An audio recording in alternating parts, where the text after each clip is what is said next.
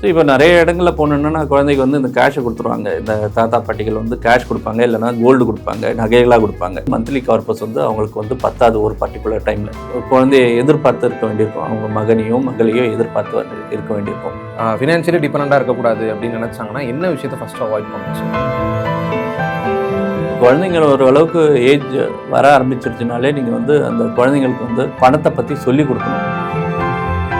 எனக்கு அப்புறம் இந்த ப்ராப்பர்ட்டி வந்து என் குழந்தைங்களுக்கு போகும், பட் அதுக்கு முன்னாடி அவங்களுக்கு அப்புறம் தான் இந்த ப்ராப்பர்ட்டியை விற்க முடியும் அப்படின்ட்டு அந்த வில்லில் எழுதும்போது நிச்சயமாக அந்த ப்ராப்பர்ட்டி சேல் ஆகாது.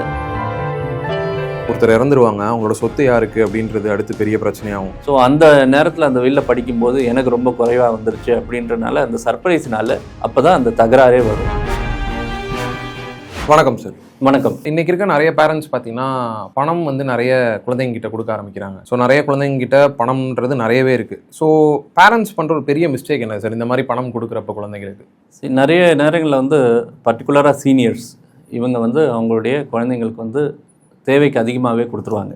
அவங்களுடைய ரிட்டையர்மெண்ட் அப்படின்ற ஒரு கார்பஸ்க்கு வச்சுக்க மாட்டாங்க. அதுக்கு பதில் வந்து அந்த குழந்தைக்கு வந்து அந்த பையனுக்கோ பொண்ணுக்கோ ஒரு வீடு வேணும், இல்லை வந்து இது வேணும் அப்படின்றத கொடுத்துருவாங்க. ஸோ 20-30 வருஷம் வந்து ரிட்டையர்மெண்ட் லைஃபே இருக்குது. ஒருத்தர் ரிட்டையர் ஆகிறார் 58, அப்புறமா ஒரு 20-30 வருஷம் வந்து ரிட்டையர்மெண்ட் லைஃப் இருக்குது. அப்போ இன்ஃப்ளேஷன் அப்படின்றது வந்து யாருக்காகவும் நிற்காது, அந்த விஷயம் வந்து வந்துக்கிட்டே இருக்கும். இப்போ மாத செலவுகளும் அதுக்கேற்ற மாரி மாற தொடங்கும். இனிஷியலாக கொஞ்சம் ஒரு ஃபியூ தௌசண்ட்ஸ் இருந்தது, போக போக அது ஒரு ஃபியூ லேக்ஸ் கூட போகலாம். ஸோ இந்த மாதிரி முதலே அதிகமாக கிஃப்ட் பண்ணும்போது அந்த கார்பஸ் வந்து மந்த்லி கார்பஸ் வந்து அவங்களுக்கு வந்து பத்தாது ஒரு பர்டிகுலர் டைமில்.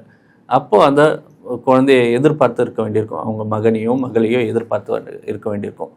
அந்த விஷயங்களுக்கு போகாமல் ஒரு அப்ராப்ரியேட் கிஃப்ட் கொடுத்துட்டு அவங்களுடைய ரிட்டையர்மெண்ட் அமௌண்ட்டையும் கால்குலேட் பண்ணிட்டாங்கன்னா அது ரொம்ப நல்லாயிருக்கும். சார் அதே மாதிரி சின்ன குழந்தைங்களுக்கு நிறைய காசு கிடைக்கிற இடம் அப்படின்னு பார்த்தீங்கன்னா தாத்தா பாட்டி வீட்டுக்கு போனோம் அப்படின்னா நிறைய காசு கொடுப்பாங்க, வர்றப்போ அப்படியே கை நிறைய காசோடு வரும். ஸோ உண்மையிலுமே இந்த பணம் வளர்கிற மாதிரி வழியில் கொடுக்கணும் அப்படின்னா அவங்க எப்படி சார் கொடுக்கலாம் அந்த பணத்தை? ஸோ இப்போ நிறைய இடங்களில் போனோன்னா குழந்தைக்கு வந்து இந்த கேஷை கொடுத்துருவாங்க. இந்த தாத்தா பாட்டிகள் வந்து கேஷ் கொடுப்பாங்க, இல்லைனா கோல்டு கொடுப்பாங்க, நகைகளாக கொடுப்பாங்க. இது தப்பு கிடையாது.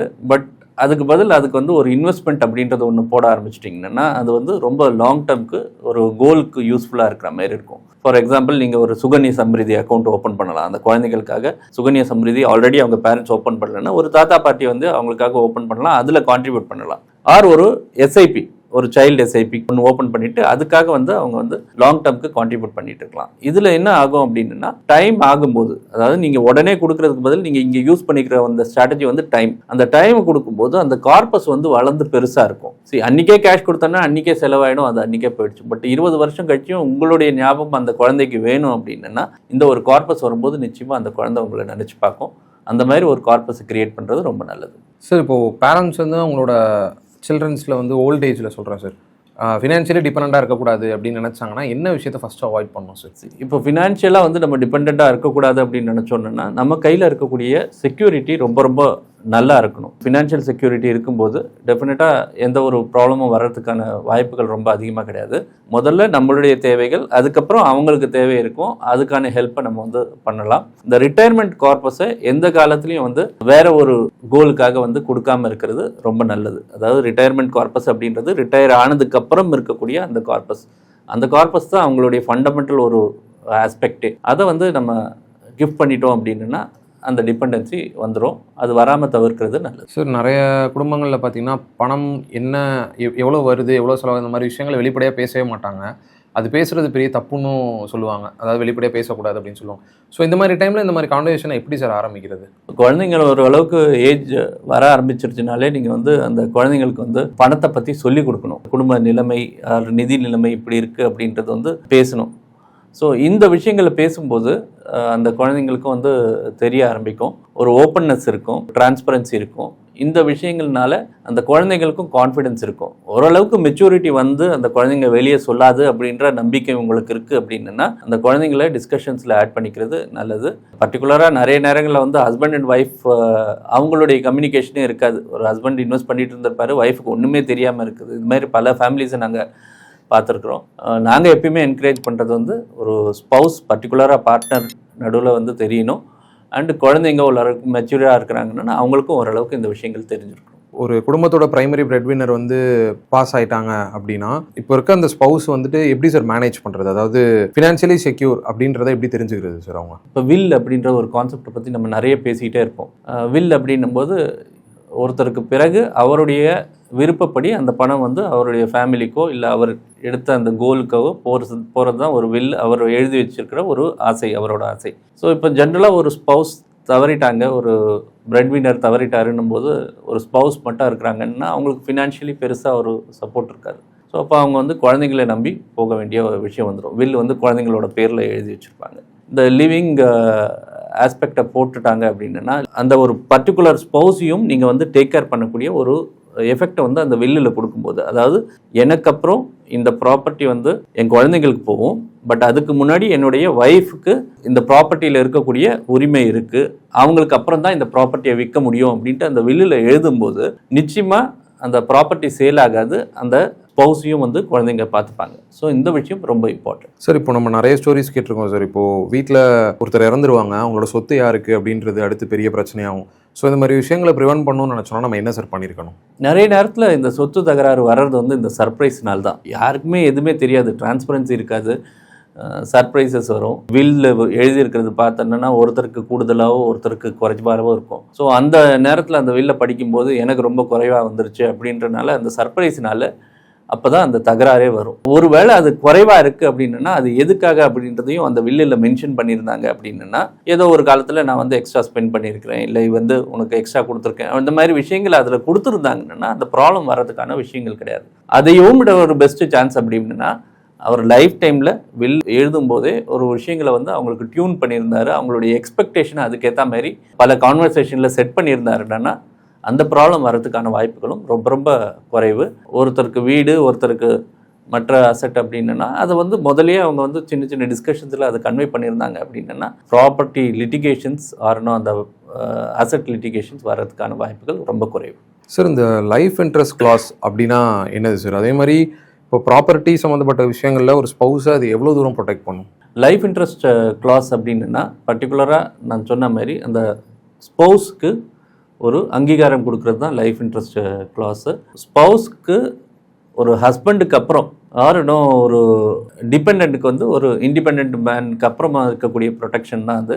அந்த லைஃப் இன்ட்ரெஸ்ட் கிளாஸை வந்து அந்த வில்லில் எழுதும்போது அந்த அசட்டை வந்து விற்க முடியாது, அந்த ஸ்பௌஸை வந்து டேக் கேர் பண்ணிப்பாங்க. அந்த குழந்தைங்களோ இல்லை அந்த அசட்டை வாங்குறவங்களோ அந்த ஸ்பௌஸை டேக் கேர் பண்ணிப்பாங்க. அதுக்கப்புறம் அவங்களுக்கு போகும்போது அவங்களுடைய இன்ட்ரெஸ்ட்டும் அதுலேயே இருக்கும். அதனால் அந்த ஸ்பௌஸை டேக் கேர் பண்ணுறதுக்கு ஒரு நல்ல ஒரு மெக்கானிசம் அப்படின்னா லைஃப் இன்ட்ரெஸ்ட் கிளாஸ். இது வில் எழுதுகிற ஒவ்வொருத்தரும் வந்து அவங்களுக்கு ஒரு டிபெண்ட்டுக்காங்க, அவங்களுக்கு ஒன்றுமே தெரியாது அப்படின்னா இந்த கிளாஸை வந்து யூஸ் பண்ணுறது ரொம்ப ரொம்ப நல்லது.